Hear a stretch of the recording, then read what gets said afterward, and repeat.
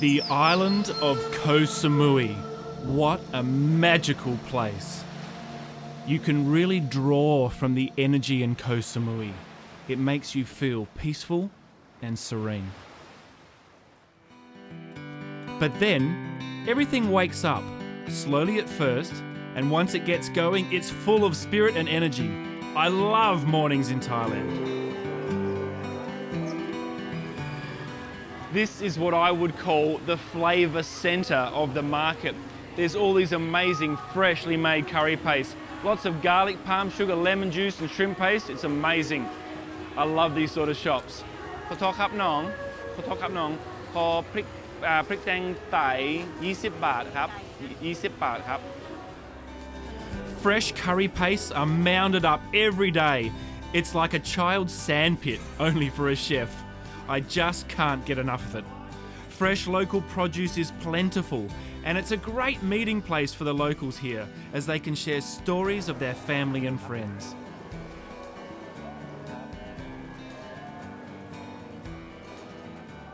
In Thailand, there's a spiritual act of giving to monks. Whenever you see them, you pass on some food, and in return, they give you their blessings. It's a great balance.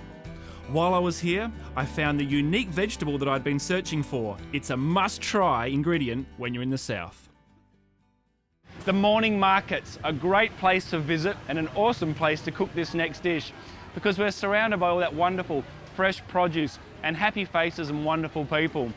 In the south of Thailand, this vegetable is called Thor. Thor is so wonderful. It's slightly nutty, almost like a broad bean. However, it sort of has an asparagus effect, hence its name in English, the stink bean. Don't let that hold you back, get into it. Thor is really lovely. The way to cut this is just to take a knife and just cut through the beans, halfway through on each incision, and then you open them up and then you remove the two halves of the bean. It does take a little while, but it's well worth doing. I've already got some here that are soaked in water, and what that will do is the water will open them up and make them puff up and a little bit softer when you cook them. Okay, to get cooking, we'll light our gas, not too high a heat because we're cooking prawn, and prawn will overcook with a high heat. About 2 tablespoons of oil just to get us started. So from the market in here, as I said the other day, gapi or shrimp paste. Everywhere in Thailand, especially the south, gapi is so popular. Very rich in aroma, but wonderful in flavour, slightly salty. And there's that curry paste we picked up earlier. This is the Thai, the south.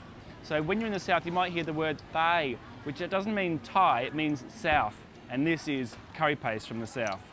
About 1.5 tablespoons. The smell from the gapi and the smell from the curry paste is absolutely invigorating this early in the morning. To that we add our prawns. We have about 10 banana prawns, peeled and head removed.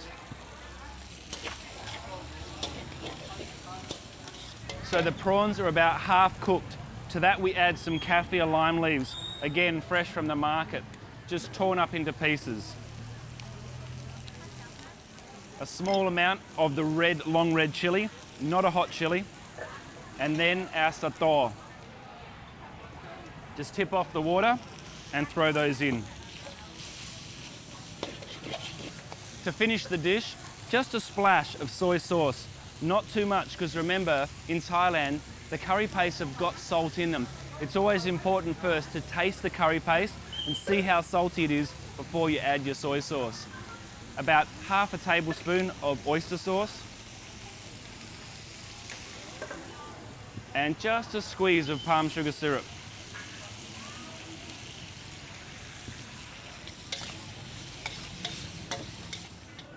That is done. It looks incredible. Just simply, carefully put the Thor and the prawns into the bowl and take some time just to present it beautifully. It's so cool having the opportunity to come here to the markets early in the morning and grab this fresh produce and then cook it here with the marketeers. I love it. So much fun. And there you have it, pad sa Thor, kap gung. Remember, in the south, you're going to see fantastic food like this. Prawns and sator, kapi, and also curry paste. It's fantastic, so full of flavour.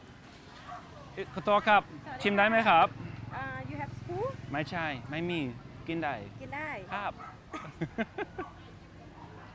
อร่อยไหมครับน้อง Yeah it's better It's better. The beautiful thing about Thai people, they always speak the truth. She said, it's better because I'm a Farang, white man cooking Thai food. Anyway, kok kun kap nong. You're welcome. There you go.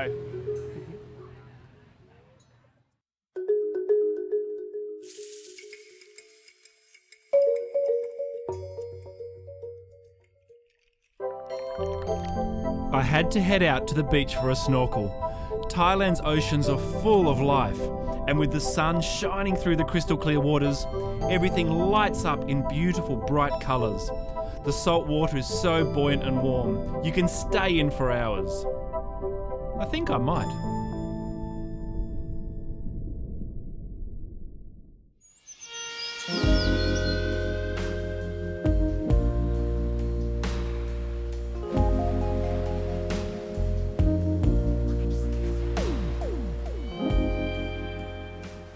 Have you ever seen a more beautiful location? Cooking in front of that crystal blue water in Koh Samui. We're here at Ibis Samui Boput, and I'm going to cook for you a fresh local lobster in a lovely salad with sweet mango and a nice zesty dressing. But first, I'm going to cook this beautiful lobster. Whenever you cook any crustacean, you have to have lots and lots of water and add some flavour to the water first. So we add some salt, about 1 lime cut into quarters, and about 5 kaffir lime leaves just broken up. Give that just a few minutes to infuse into the water before we add the lobster. Now that the water has been infused with all those wonderful flavours, it's time to add this incredible lobster. Just place it carefully into the water and you'll see the colours change almost instantly. It's so incredible. And then we allow that to cook for about 20 minutes until it's cooked through. But in the meantime, I'm going to make the dressing and also start with the ingredients. The first thing for the dressing is some fresh lime. Just cut those in half and then squeeze all of the juice out into the bowl. And with all Thai dressings, it's that balance, the salt, the acidity and the sweetness. We're using the coconut palm sugar here, about 2 tablespoons, and then 2 tablespoons of fish sauce. Give that a good mix. We've also got these lovely sweet mangoes. Peel the mangoes and then take the cheeks off either side and then slice them into about 4 or 5 pieces, leaving them in nice big chunks. Just check the lobster. The best place to check is just where the tail meets the body. You can feel that the meat has become firm at the thickest part of the lobster. That's when it's ready. And that lobster is done. Look at that colour, it's so incredible. And then plunge it straight into lots of chilled ice water. Once the lobster has cooled down sufficiently, we take it out and then let it drain well. Now, to open up this lobster, you just simply twist and it will all break apart. We'll reserve that for later. Inside the lobster is what's called mustard. It's actually the liver of the lobster and it's yellow. It is edible, but for this salad I want it nice and clean, so I'm just going to rinse that off. The best way to open up the lobster is just to place it on its back and use a pair of sharp scissors and just cut along the side of the belly pan. Just remove that away and then carefully scoop out all of that delicious meat. Look at that, it's absolutely incredible. The colours are just mesmerising.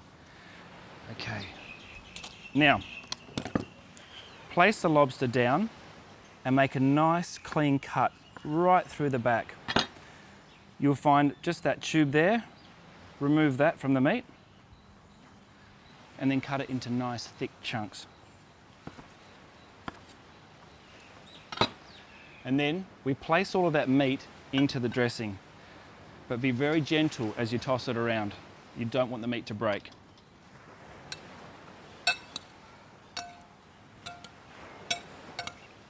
Some fresh shallots, about 2 chilies cut into big chunks, some peeled and sliced cucumber, a few sprigs of fresh watercress, some fresh coriander, and some lime zest. The lime zest will give it a really nice fresh kick. Again, one more stir. The smells are fantastic. The lime juice is so lovely. And then last, the mango. The mango has to go last because we don't want the mango to lose its shape and break up.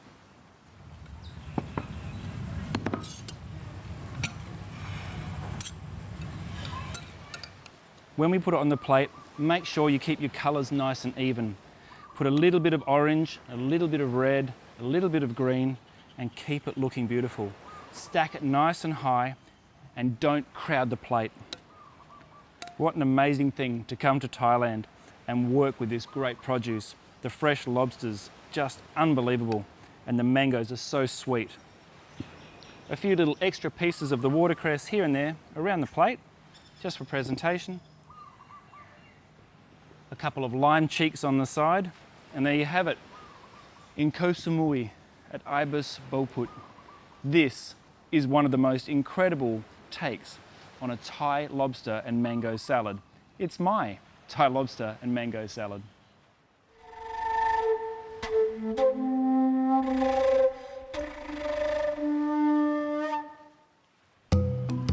I've made a quick trip into Chaweng town to check out the local street markets. The streets are buzzing with activity. This incredible busy location in Talat Lam Din in Chaweng Beach, Koh Samui.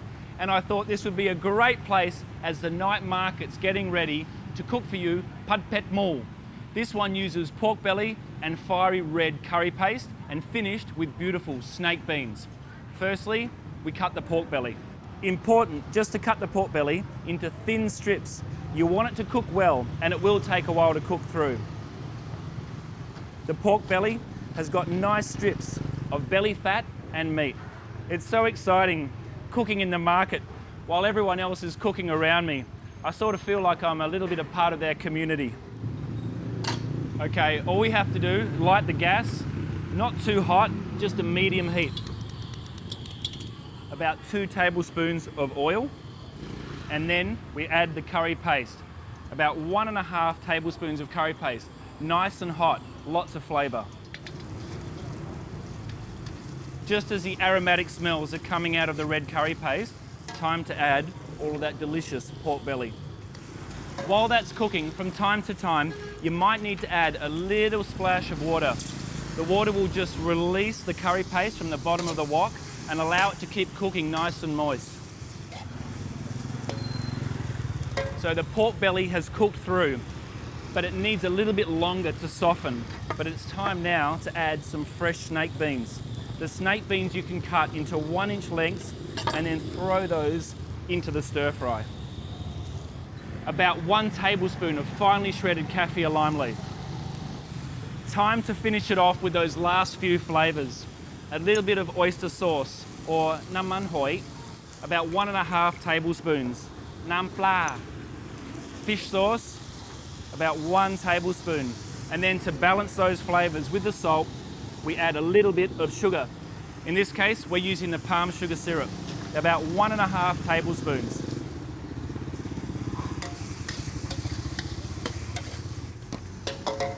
Just plate that up. This is best eaten just simply with jasmine rice. Really simple, quick, easy dish that anyone can do at home. If I can do it right here in this busy market in Thailand, I know you can do it as well. And there you go, pad prik mul, right here in Chaweng, Koh Samui.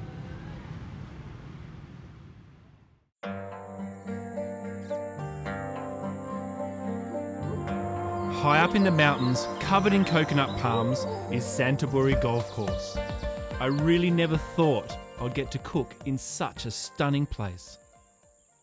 The most amazing sight, that incredible ocean, then rolling into coconut palms over the lake and up this amazing golf course here at Santiburi Samui Country Club. Today I'm going to be making fried rice, pineapple fried rice with some lovely yellow curry, and then on top of that, some tempura prawns. Incredible. Let's start with the prawns. Firstly, we grab some tempura flour. If you're making your own tempura flour, you can use a mixture of plain flour and self-raising flour and a little bit of cornstarch to make it lighter. This one here in Thailand is already made ready for us, about 1.5 cups. This batter, this tempura batter, is actually going to be a beer batter. Beer gives it a richer flavour, and also the yeast in the beer helps it to become much lighter over time. So we need to make this first. Add enough beer until it becomes a smooth consistency. It's very important with the tempura batter to keep it very light. When you cook the prawn, you want to see the colour of the prawn come through the batter. A little pinch of salt, just for some flavour. And then we let that sit. And as it sits, the yeast will ferment and it will create lots and lots of light bubbles. Now, over to our fried rice. We'll just light the wok. Firstly, add some oil, 3 tablespoons of oil. Because we're adding rice, it's important that the rice is coated with enough oil to make it loose and moist as well. We then start with 2 small eggs.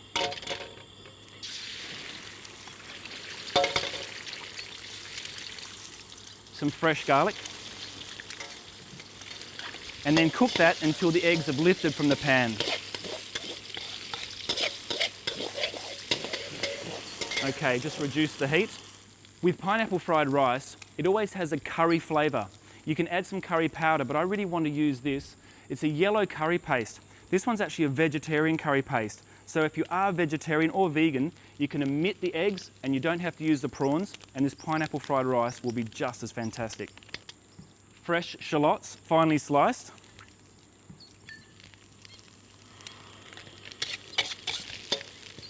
The smell from that curry paste is incredible. Really fragrant, very simple, delicate. I love it. Some sliced capsicum, and then the rice. About 2 cups of cooked rice.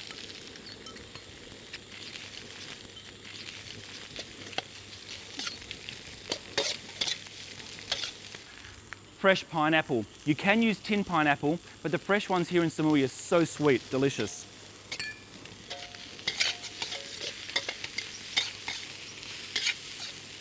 Cherry tomatoes, about 6.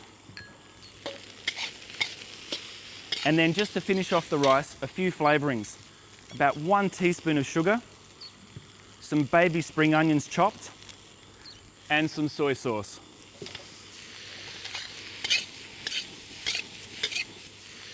To serve the rice, I'm putting it into a hollowed out pineapple. The presentation, much better.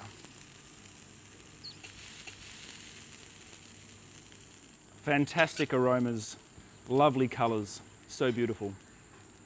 Okay, for the tempura prawns, I'm going to heat up some oil and then we'll get started. The oil is now 180 degrees, perfect for cooking tempura prawns. These lovely prawns, they're so fresh, really firm. We've deveined them, taken off the shell from the body but left the head and the tail intact, straight into the tempura batter.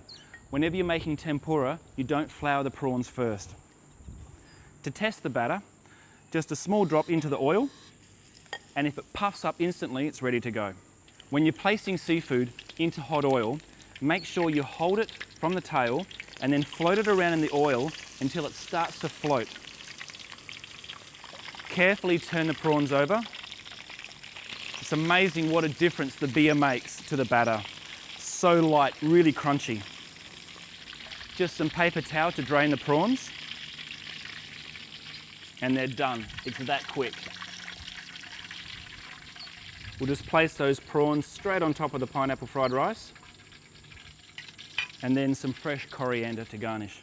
Really lovely, simple, stunning dish in one of the most stunning places I've ever seen in my life. pineapple fried rice with tempura prawns.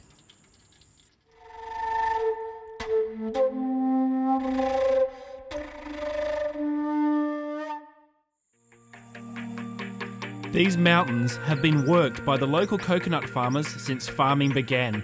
I was really impressed to hear that the golf club works together with the farmers, where they still come and farm the land any time of day while others are playing a round of golf.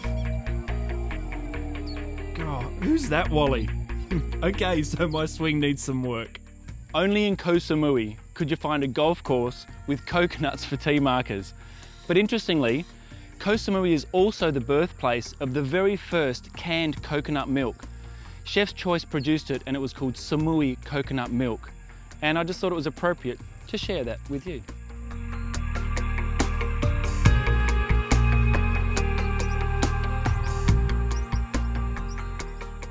One of the best things about playing golf in Thailand is that you're allowed to take your beer with you around the course.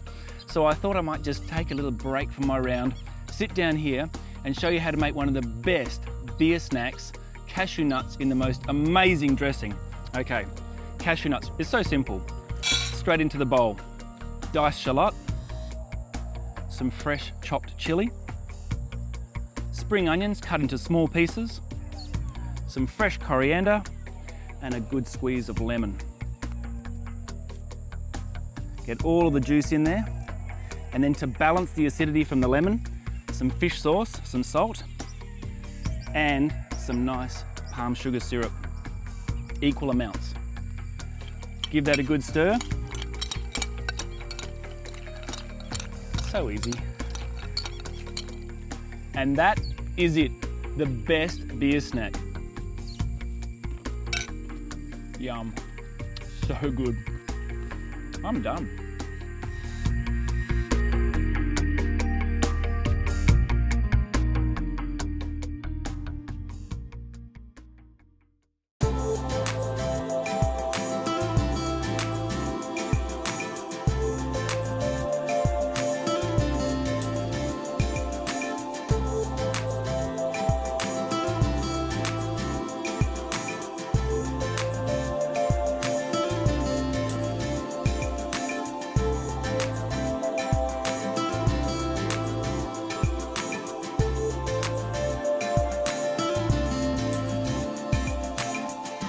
Wow.